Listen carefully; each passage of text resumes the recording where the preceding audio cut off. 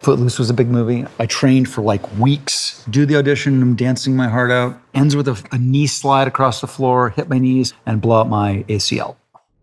So I've got results here. Don't peek. This one is called dancing enjoyment. Whether or not you like dancing can have a genetic component.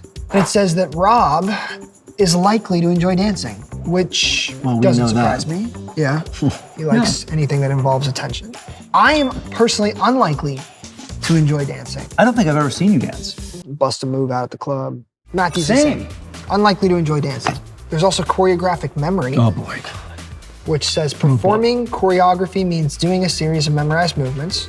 This trait tells you how well you can learn the moves. So Rob is the least likely category to memorize choreography. Okay, this is how I know this is legit. So I was fighting genetics in Footloose, Yeah. my audition. I had no hope. Enough of this. Here, I'm gonna prove that this whole thing is on the up and up because, here we go, I'm gonna give it a shot.